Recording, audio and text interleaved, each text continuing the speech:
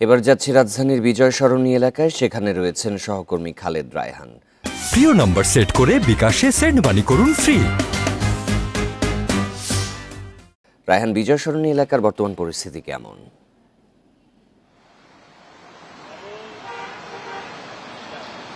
দেখুন, আজকে কিন্তু যেই ছাত্রদের যেই কোটা সংস্কারের আন্দোলনটি ছিল সেটির আজকে তারা এক দফা গতকালকে দেশে সেই অনুযায়ী আজকে কিন্তু অসহযোগ আন্দোলনের ঘোষণা তারা দিয়েছে এবং একই সঙ্গে আমরা দেখেছি যে আওয়ামী লীগের পক্ষ থেকে অবস্থান কর্মসূচি তারা ঘোষণা করেছেন এবং তার কারণেই আজকে রবিবার হওয়া সত্ত্বেও সরকারি বেসরকারি সব প্রতিষ্ঠান খোলা সত্ত্বেও সড়কে কিন্তু যানবাহনের সংখ্যা অনেকটাই কম। নিশ্চয়ই দেখতে পাচ্ছেন বিজয় সরণিতে আমরা যে চিত্র দেখছি এটি কিন্তু বিজয় সরণির স্বাভাবিক চিত্র না।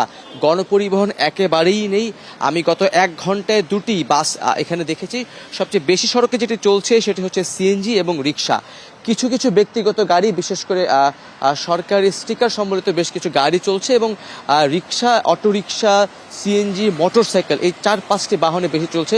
ব্যক্তিগত বাহন এবং গণপরিবহন একেবারে নেই বললেই চলে। মানুষের মধ্যে একটি আতঙ্ক কাজ করছে, কি ঘটে কি না ঘটে এরকম একটি ব্যাপার কাজ করছে, যার ফলে অনেকেই কিন্তু বাসা থেকে বের হচ্ছে না, কম বের হচ্ছেন।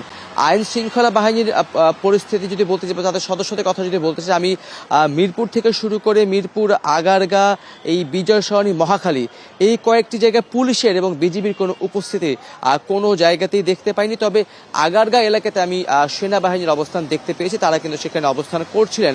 যদিও সকাল 6টা থেকে ভোর 6টা থেকে রাত 9টা পর্যন্ত কারফিউ শিথিল করা হয়েছে, কিন্তু তাদের যে অবস্থান সেটি কিন্তু বলা যায় অনেকটা চোখে পড়ার মতো।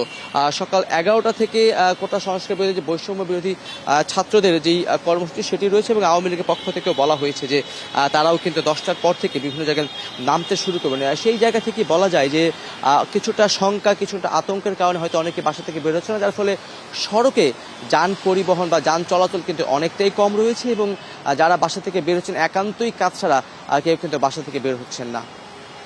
রাজধানীর বিজয় সরণি এলাকার পরিস্থিতি জানাচ্ছিলেন সহকর্মী খালেদ রায়হান।